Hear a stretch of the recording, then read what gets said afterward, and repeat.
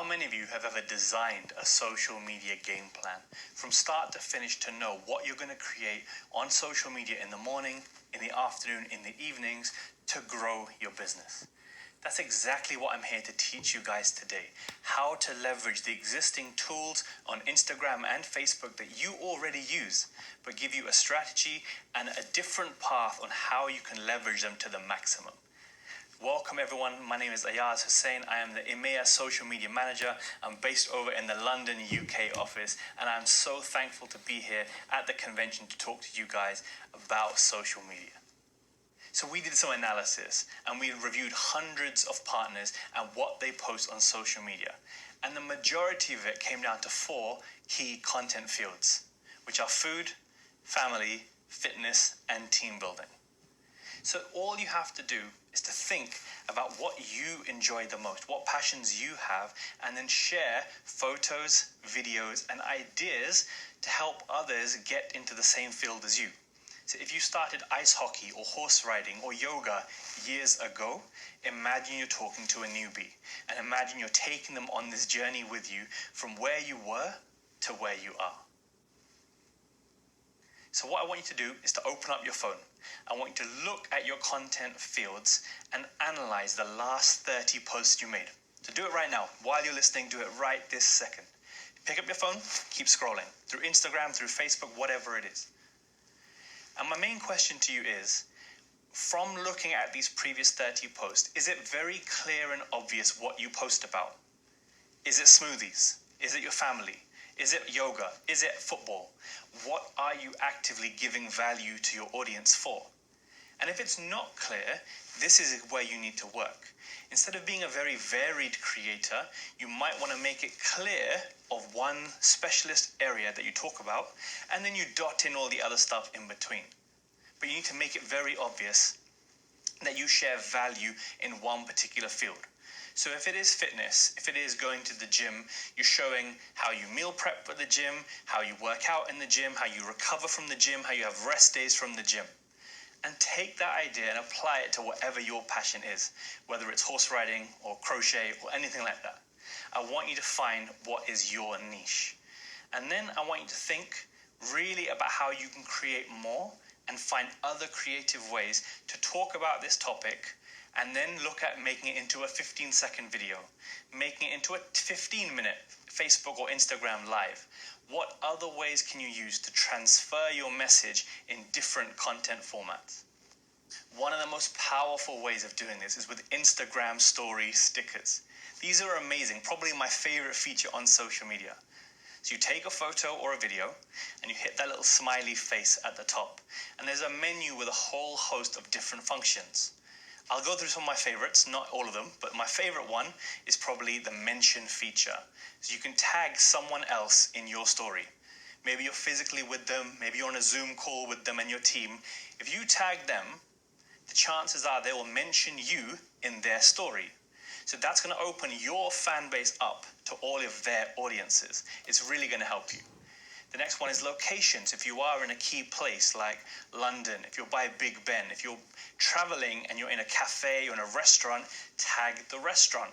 You tag them as a brand name and a location.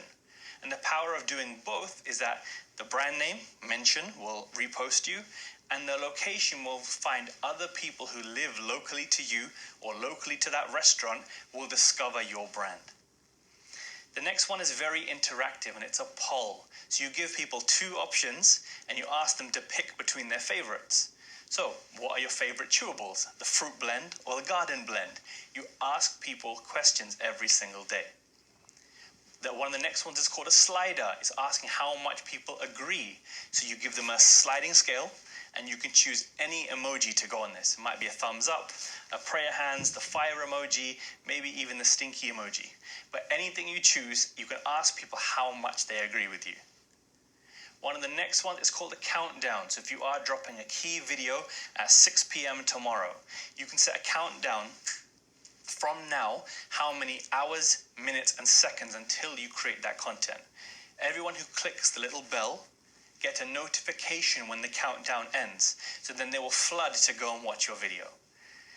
One of the last ones is quiz, but there are so many more. But quiz is you present 3 answers, 2 of which are incorrect and only 1 is the right answer. So you ask people to vote on a poll and they quiz to get the right answer. And there are so many more features that you can use, but this smiley face, the stickers menu, is where you access all of these, plus GIFs and animations and so much more. Now you've created some amazing content. You now know how to amplify that using the stories. But how can you find more people who like the same thing? This is the Instagram Explore page. You can find it by hitting the magnifying glass on your Instagram menu. And it shows you thousands of people who like the same thing as you. The first homepage of the Explore feed is tailored for you.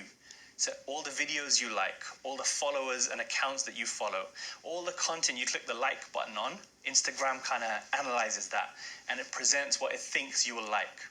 So make sure you engage on this feed and find new creators that don't know about you every single day. And there are other tabs at the top for food, for fitness, for beauty, and you can find feeds and feeds of other amazing creators who like the same thing as you. It's a really powerful feature. I encourage you guys to use this almost more than you do the home feed, more than you do the stories. Use this Explore page as much as you physically can.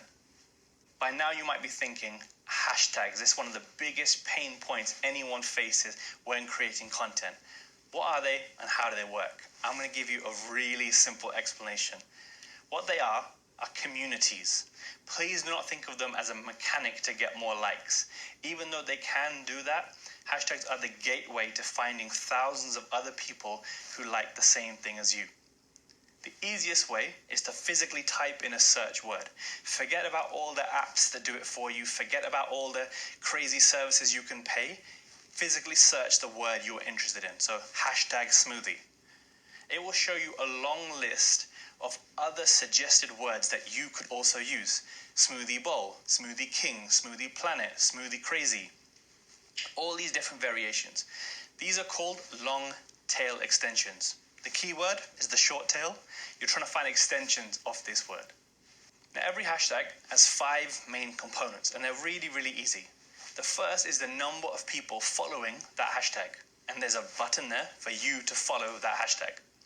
The next is a story. So like I talked about, other people using a hashtag in their story on Instagram stories. It creates a feed of all the other people using this as well. The next is the top feed. So the best posts who are most relevant and have a high number of engagements. That's the top feed. It's really important. The recent feed is chronological, so all the most up-to-date photos using that smoothie bowl hashtag or whichever one you choose. So from 9 o'clock in the morning, as the day goes on, your photo will move down the ranks. And finally, you have the Instagram Reels and the videos, the 15-second micro videos using this hashtag. So these are the 5 main components. So what I want you to do, I want you to search that short tail word, to write down all of the long tail extensions in your phone, in the notes section, in Excel, on a piece of paper. I want you to write as many hashtags down as you can. But I want you to choose hashtags that are small, so between 50,000 to 250,000. That's the sweet spot that is right for you as a small creator. There's no point using a hashtag with millions of people. You haven't got the engagement levels to rank on that hashtag. So nice and small, between 50,000 to 250,000. So what I then want you to do is to take the most relevant 25 hashtags related to the post you just made. So if it was a post about yoga or a post about smoothie bowls, you have to pick relevant hashtags to that image or to that video. You can't pick irrelevant hashtags. If it's a picture of you and your child, you can't put yoga-based hashtags there. You have to make them relevant. So finally, you've made your post and you've used those hashtags in the comments underneath your post. So not in the caption. You've posted your photo right now, not 4 days ago, not 4 hours ago, right now. And you comment underneath your own photo with your 25 ideal hashtags. So once your post starts getting a couple of extra likes, I then want you to click each of these hashtags. So you've used a big list, click each of them. And you'll see that hashtag with a feed with the top 9 posts. And I would love for you to comment on the top 9 posts by asking very meaningful questions and leaving some value. Please do not spam. You don't want compliance to be flagging you for spamming and tagging, but you want to ask genuine, real-world connections. Ask about the breed of someone's dog. Ask about what ingredient made their smoothie turn blue. Ask as many questions as you can every single day on the top 9 posts of all the hashtags you use. And that is really a basic run through of how they can really impact your business. Let's move on slightly. Let's talk about the perfect Facebook and Instagram live. Your upline might be telling you you must go live every single day. You might be wanting to go live, but not be sure what to say. Now, the most important part of a live is not how many people are watching. It's how many people tune into the replay for the next 24 hours. So as much as you do want likes, comments, and interactivity, you also want replay video views. The worst way to start is by moving the camera or fixing your hair or fixing your clothes when the live begins. You can do all that before you press the red button. So the perfect way to begin a live is to break it up into sections. The first 30 seconds, I want you to introduce yourself, who you are, and what you're about to do. So make a smoothie bowl or head to the gym. You're going to give the context first. In the second 30 seconds, I want you to welcome everybody joining in, clicking the like button or commenting. You're going to interact with them and say their name. Hello, so-and-so. Welcome to so-and-so. You're going to physically call their name aloud so that when they hear their name, they're more likely to stick around for the rest of the live. And finally, after the third 30 seconds, you're going to say, for those of you just joining, I'm going to be talking about. And by that time, everyone would have received a notification that you are live and they would be joining in. You don't have to procrastinate for the first 90 seconds waiting for the audience if you go straight in with the value.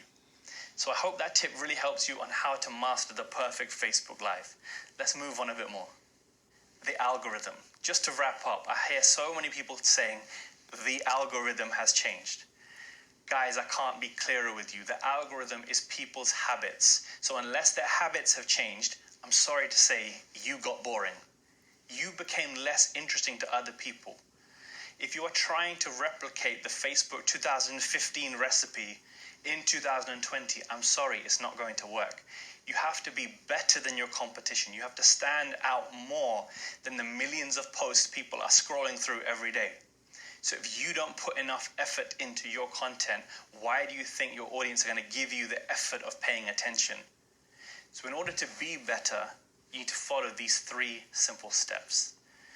Number 1, you have to take your followers and treat them like your fans.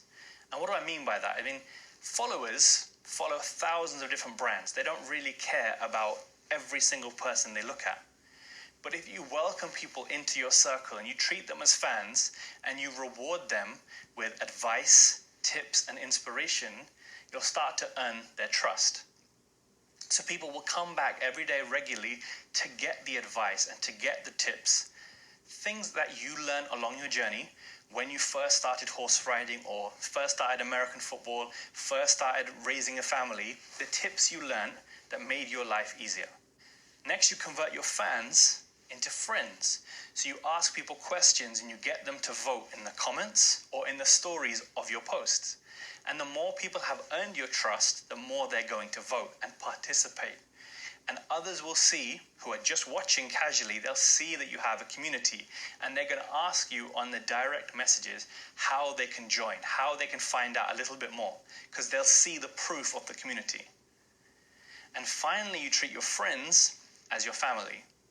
And Facebook and Instagram have publicly announced that they prioritize content from your friends rather than brands. So if you treat someone as an entity and give them a brand name and you're not human on a personal level, they're not going to resonate with that content. But if you treat them as a friend and direct message them or show up on their content in the comments, they're going to have much more of a better relationship with you.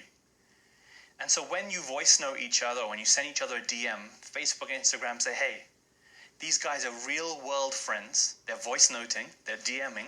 Let's show this person's content to this person much more often every time they sign in to Instagram or Facebook. And that, my friend, is how to win. You literally treat your followers as fans and your fans as friends. And if you create exactly what they will want to see with advice, tips, and inspiration, it's going to be so much easier for you. Thank you so much for listening to this. I really appreciate you being here and being ready to design your social media game plan. You are ready to start, and I wish you all the best. Thank you so much for listening. Take care.